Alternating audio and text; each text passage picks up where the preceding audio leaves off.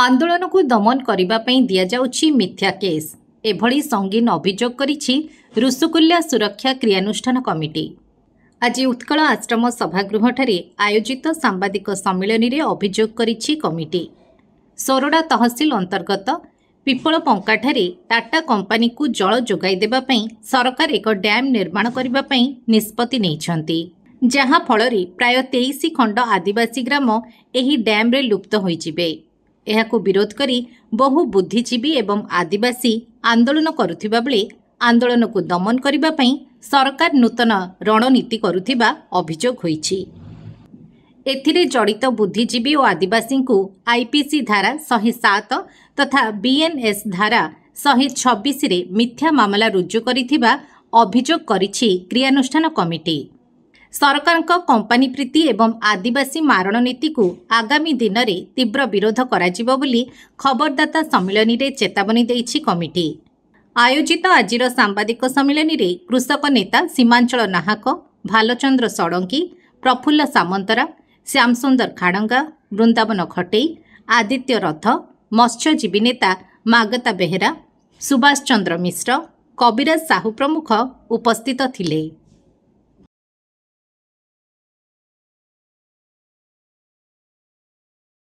पिपलपंकारे दुईटी घरोई company Tata और आदानी स्वार्थ सरकार ऋषिकुल्यार उपरमुंडे जो डैम कर गंजाम जिलार कृषि अर्थनीति लोकंर पीवा पानी सबू जीवन जीविका क्षतिग्रस्त हम। तेणु ताकू भी आम लोक मैंने स्थानीय लोक भी विरोध कर गंजाम जिलार विभिन्न अंचल लोक भी तार प्रतिवाद करमती जगन्नाथ प्रसाद घाटीपल्ली अंचल विस्फोरक विस्फोटक कारखाना करने नागपुर गोटे कंपानी आसी सरकार अनुमति देती एवं सही कारखाना 10 किलोमीटर अंचल भितर कौन लोक जनबसती रहा उचित नुहे, किंतु सही कारखाना जो हवा जाऊँगी से 10 किलोमीटर भितर 40 टी गाँ अच्छी भंजनगर, बेलगुंठा और जगन्नाथ प्रसाद सहर अच्छी। तेणु से एक विपज्जनक कारखाना को जो से लदी दि जाऊँगी विरोध में लोक भी प्रतिवाद कर। दुखर कथा ये दुईटी जाक प्रकल्प जनविरोधी प्रकल्प आपको कार्यकारी करने सरकार कौन स्थानीय लोकंर परामर्श नहीं ना, मतामत नौ ना, किंतु जबरदस्ती सेठी करने को जाइए वर्तमान से माने बल प्रयोग करने चेष्टा कर जो मैंने आंदोलन कर आंदोलन को जो समर्थन कर ना शांति भंग कर 107 धारा बीएनएस 126 सेक्शन अनुसार बर्तमान नोटिस पठे बाध्य कर दस्तखत कर भविष्य में गंडगोल कर एपर्यंत को शांतिपूर्ण भाव में कौन प्रतिवाद आंदोलन सब शांतिपूर्ण गणतांत्रिक बाटे होची, पदयात्रा भी होती, किंतु ता सत्वे भूल को संशोधन करने से अंचल शांतिपूर्ण भाव प्रतिवाद करुवा बेले धारणा दौथुवा बेले सरकार अनुमति नहीं विक्षोभ करुवा बेले सरकार से सहित आलोचना करूना।